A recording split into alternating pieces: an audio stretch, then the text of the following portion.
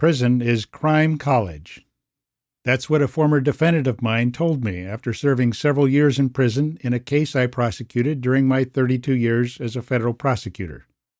Our paths crossed after he returned home, and we talked about his prison experience. He said, "What do you suppose a bunch of criminals crammed together all day talk about? Crime, how to commit it, and how to get away with it. Prison is crime college." Think about that, and let that dose of reality sink in. It's irrational to suppose that after offenders spend years of confinement in the concentrated company of criminals, they'll emerge less criminal than when they went in. And yet, that's the assumption upon which our current criminal justice system is built. If sending criminal offenders to prison were effective in fighting crime, then at the rate at which we send people to prison in the United States, which is among the highest in the world, we should be living in an almost crime-free society. But we're not. Far from it.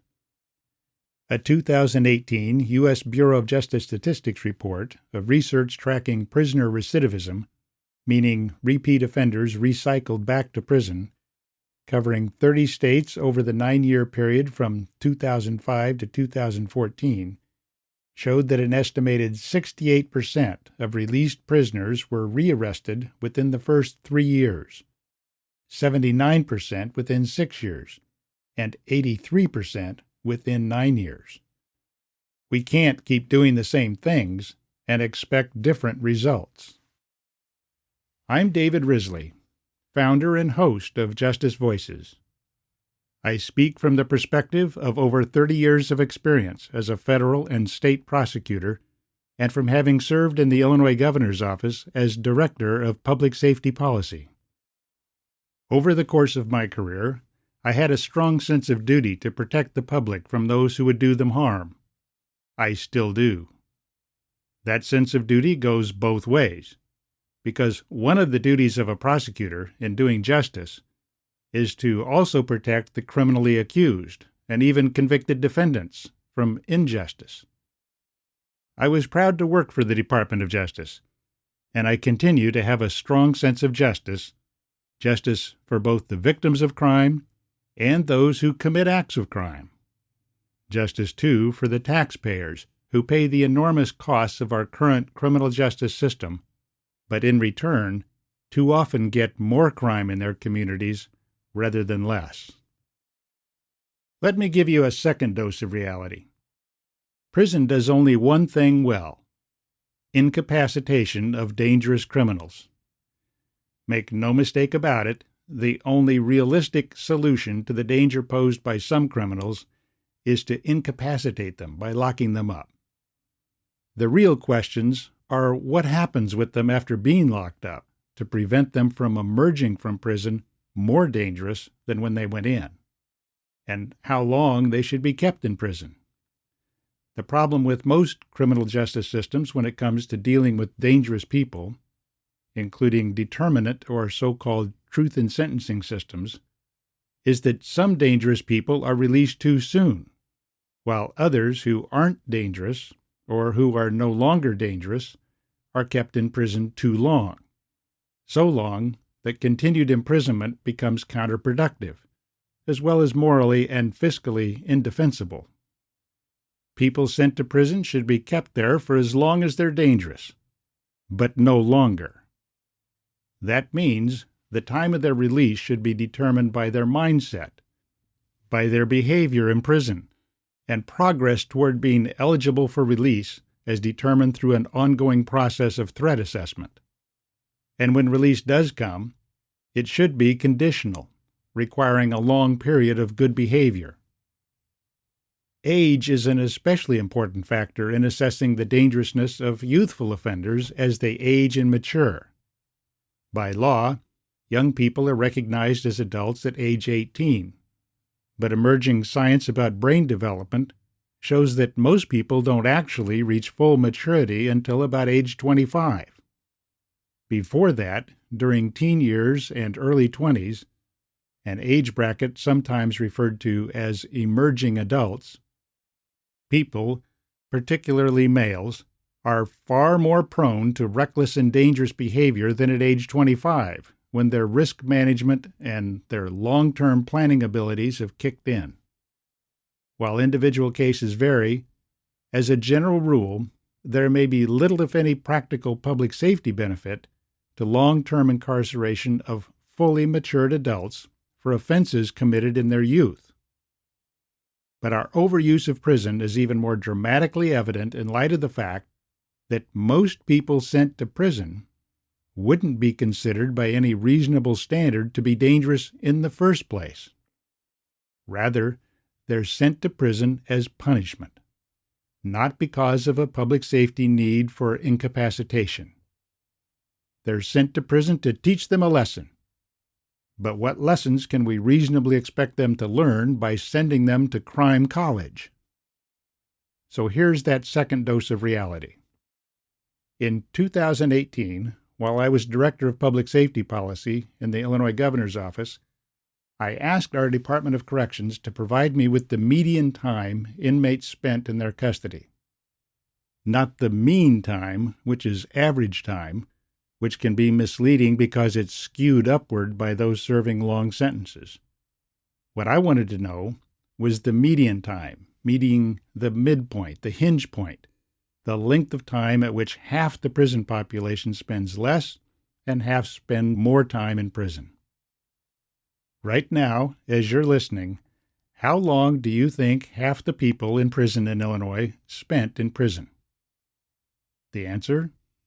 In fiscal year 2018, the median time inmates spent in prison was only 8 months. Fully half the Illinois prison population spent only 8 months or less in prison, at huge taxpayer expense, the true costs of which are calculated by the Illinois Sentencing Policy Advisory Council, or SPAC, to be almost $70,000 per inmate per year. Funding a state prison system at such huge expense to incarcerate people posing such a low threat to public safety that half the prison population stays for only 8 months or less is absolutely nuts. That taxpayer money could be far more productively spent on local solutions to local crime problems, using local resources, supported when necessary by state funding. Even incarcerating people at the county level is cheaper, calculated by the SPAC to be about $40,000 per inmate per year, which is still a major cost, as any county sheriff or thinking taxpayer can tell you. But it's a lot less than $70,000 to incarcerate people at the state level. Moreover, I can just about guarantee that if the bulk of the expenses of incarcerating low-threat offenders fell on counties rather than the state, counties would quickly find less expensive and probably more effective alternatives to prison as their solutions of choice for most of their local crime problems. Now for a third dose of reality. In 2018, the SPAC released a report on the high cost of recidivism, defined as recycling people back to prison within 3 years of release, which, by the way, includes only those repeat offenders who are caught. According to that report, the 3-year rate of recidivism for those released from prison in Illinois was 43%, which is actually below the national average. Here's the kicker. The average cost associated with one recidivism event is over $150,000. Let me repeat that. The average cost associated with every event of recidivism, of which there are far too many, is over $150,000. The SPAC estimated that given current recidivism trends, over the next 5 years, recidivism would cost Illinois over $13 billion. Recycling people back to prison is far more expensive than the cost of investing in proven in-prison programs and local support systems to enable returning citizens to successfully re-enter the community after release from prison without returning to criminal activity. Failure to adequately invest in effective re-entry programs and support systems is fiscally inexcusable, but such unreasonable and irresponsible public policies will remain the norm as long as the public continues to see more prison as the solution, rather than in reality that overuse of prison is a big part of the problem. So, to recap, reality check number 1 is that prison is crime college, with free tuition at taxpayer expense. Reality check number 2. In Illinois, half the prison population consists of people incarcerated there for 8 months or less, at a true prison funding cost of almost $70,000 per prison inmate per year. Reality check number 3. Failure to adequately invest in proven reentry programs and local support systems for people returning to the community from prison results in an average cost of each recidivism event of over $150,000. The same or similar realities also exist in other states. Have I gotten your attention yet? I hope so. As a society, we're as addicted to using prison as a solution to our crime problems as an addict is to using drugs, with many of the same kinds of ill effects. And over time, the overuse of the prison drug blinds us to its harm, including its huge economic costs, as money spent on prison overuse eats up funds that could otherwise be available to invest in far more effective public safety and public health solutions. We also keep on using the drug of prison because withdrawal would be painful, including the pain that closing prisons would cause in communities in which staffing and supplying goods to prisons are a major source of employment and income, which naturally leads to considerable political resistance to efforts to reduce prison populations and close prisons. Like an addict, it's easier to live in a state of denial than to face reality and accept the necessity to make the sometimes painful decisions and changes required to get to a socially healthier and safer place in which more effective ways of solving crime problems are the norm, and the use of prison is the exception rather than the rule. Another reason we overuse prison is that because most prison systems are funded by the state, from the perspective of counties, sending people to prison rather than dealing with them locally is in effect a free lunch. On every level, from state to local, we need to 1. Align incentives with desired outcomes, and 2. Shift from a punishment paradigm of criminal justice to a problem-solving paradigm. It's time to stop living in a state of denial regarding our current approach to criminal justice and face reality, which is the first step to recovery. Unlike in the past, we now know and have proven what it takes to achieve successful reentry into the community after release from prison. What's lacking is the public support necessary to scale up those solutions to a level that would break the cycle of crime in prison. People typically leave prison with fewer employment alternatives to crime than when they went in, due to now having a felony conviction on their record. And they often face fewer housing opportunities. People do what they know, especially under pressure, especially when desperate to do whatever they see as necessary to survive, especially after graduating from crime college, rather than a community college or job training program. Facing fewer alternatives to crime upon release naturally leads all too often to a return to crime and prison. Let that sink in. If it does, you'll have taken a major step forward in understanding why our current strategy for fighting crime actually ends up in the long run feeding crime. Prison should be a special purpose tool, not an all-purpose tool.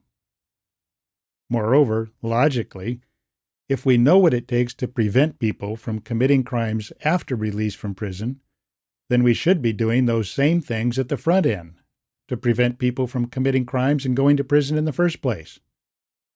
The last thing we want from a public policy perspective is to require people to commit a qualifying crime before becoming eligible for programs and resource support necessary to prevent crime.